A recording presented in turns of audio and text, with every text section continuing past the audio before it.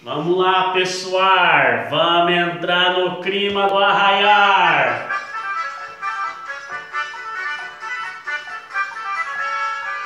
Passeio de dois. Cavaleiro, cumprimente as damas. Dama, cumprimente os cavaleiros. Só pra gente entrar no clima do nosso arraiar aí, gente. Como ainda não tivemos a nossa festa junina aí, hoje eu fiz o meu próprio arraiar, o arraiar do Nhô Douglas. Mas vamos lá, pessoal, brincadeiras à parte. O tema da nossa aula é humanismo e renascimento cultural. Na nossa aula passada, eu já falei para vocês sobre o humanismo, esse novo pensamento que surge agora na Idade Moderna, nessa transição da Idade Média para a Idade Moderna. Eu vou corrigir, para começar a nossa aula de hoje, eu vou corrigir a tarefinha da página 123, atividade 1, A, B e C, e depois eu vou falar um pouquinho sobre o surgimento da imprensa. Se liga aí, galera, peguem o caderno 3, página 123 e vamos corrigir a nossa tarefinha então. Quero ler um pequeno trecho ali de um texto que tem, tá? De Erasmo, lá do século XVI. Presta atenção o que ele falava ali em relação ao homem e o animal. No presente, o homem faz-se através da posse da razão. Se as árvores e bestas selvagens crescem, os homens, creia-me, moldam-se, pois podem se demonstrar que não existe animal mais selvagem ou perigoso do que um homem que sempre atue por ambição, desejo, ira, inveja ou mau gênio. Donde se pode concluir que aquele que não permite que seu filho seja instruído de forma conveniente não é homem nem filho de homem.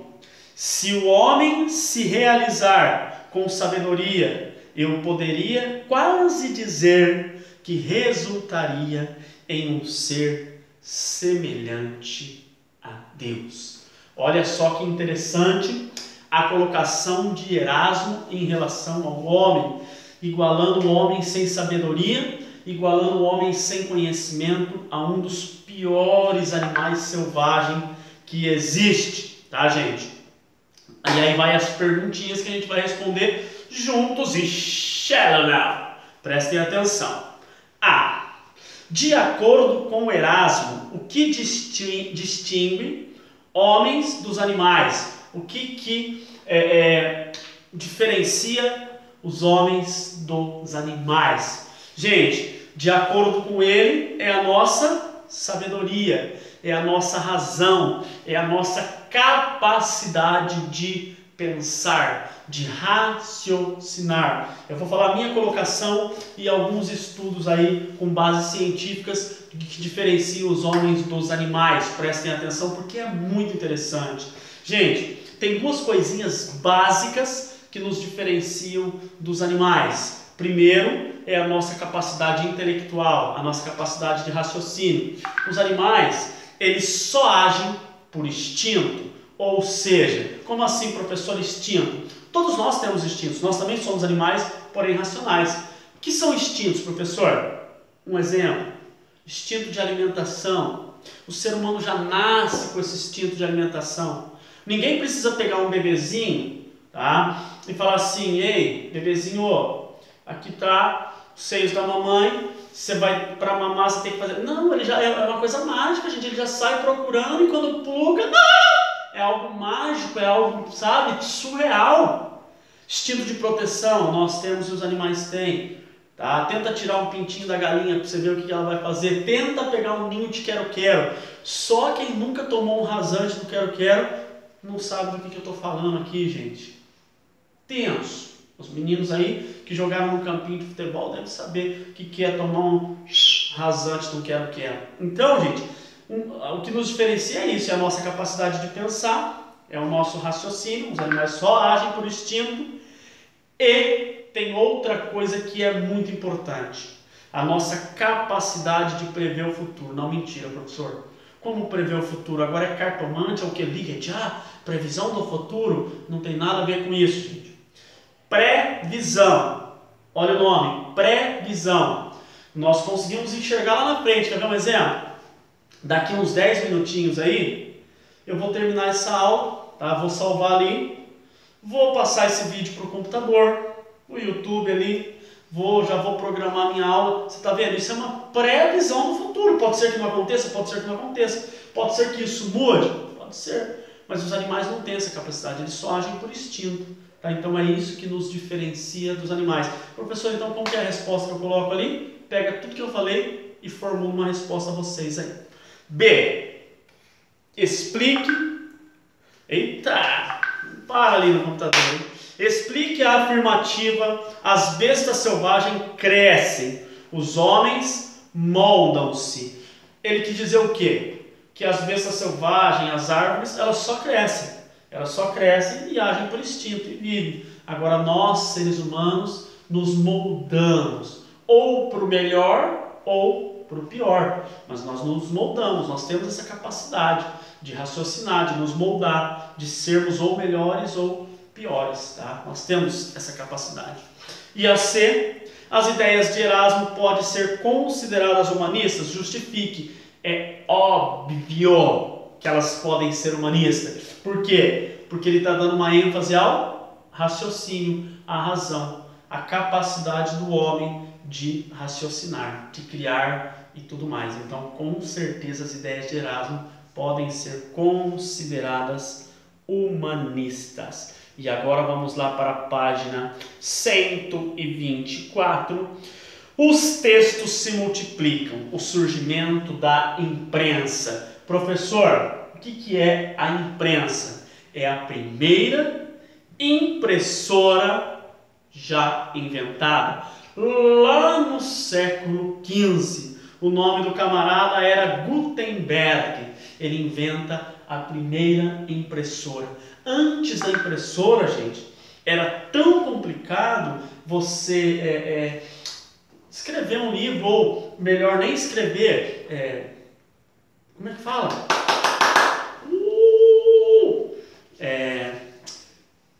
Multiplicar esses livros aí, né? Você imprimir esses livros, nem dava para imprimir porque não existia impressora. Você transcrever esses livros era muito difícil. Por quê, professor? Você imagina comigo, pegar um livro tipo a Bíblia, como foi o caso de Martinho Lutero, que traduziu a Bíblia do latim para o alemão. Você imagina pegar a Bíblia, aquele tamanho daquele livro, tinteiro, peninha. Molha a peninha no tinteiro, escreve. Molha a peninha no tinteiro, escreve. Era um trabalho árduo. Era um trabalho assim muito difícil reproduzir um livro. Então, com a invenção da imprensa, por isso que fala que os textos se multiplicam.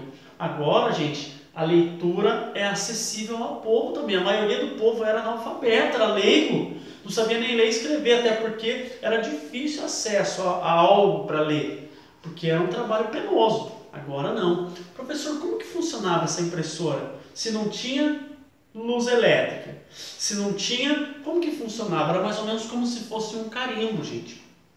Por exemplo, vamos supor, ele pegava lá uma página 1, aí ele organizava lá essa página 1, era tipo um carimbo, e aí fazia várias páginas 1, várias, tá? Página 2, organizava as letrinhas ali, tipo um carimbo, fazia lá 50 páginas 2.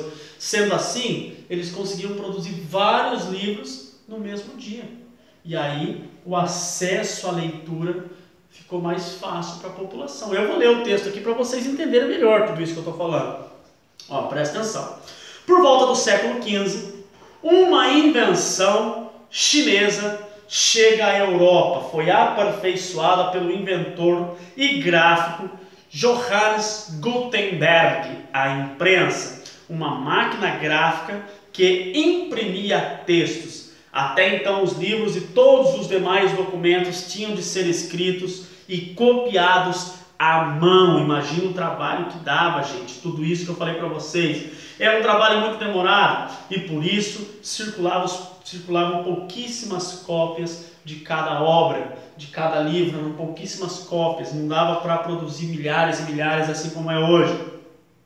Com o surgimento da imprensa, letras feitas em chumbo eram posicionadas numa forma, compondo o texto em uma matriz. Depois era só passar a tinta sobre elas e prensar, como se fosse um carimbo mesmo, tá? E aí ia produzindo várias páginas. A impressão também era um trabalho demorado, mas de resultado vantajoso, pois permitia tirar quantas cópias se quisessem. Textos e livros passaram a ser impressos e circular com mais facilidade. Assim, além do conhecimento oral, a escrita se tornava um importante meio de registrar e divulgar conhecimentos e novidades. Meu Deus, o WhatsApp do prof tá bombando hoje, hein, prof? O bagulho tá doido. Tá mesmo, pessoal. E a nossa próxima aula a gente vai falar um pouquinho sobre o método científico, tá? A gente vai falar um pouquinho sobre algumas teorias ali e o método científico. Professor, tem tarefa para hoje? Tem. Página 127, atividade 2, A e B. Página 127, página 127, atividade 2, A e B, tá? Depois eu vou postar certinho ali no campinho do Classroom ali para vocês fazerem. Tá bom, pessoal? Vamos terminar a nossa aula de hoje em ritmo de festa, em ritmo de arraiar, tá? Essa semana não esqueçam que tem a live com o professor, tem a nossa aulinha ao vivo ali. E eu estou morrendo de saudades de todos vocês. Mas vamos lá, galera. Arrasta as cadeiras aí. Chama o papai. Chama a mamãe. Vamos lá. Olha o forró. Uhul. Tchau, pessoal. E até a nossa próxima aula.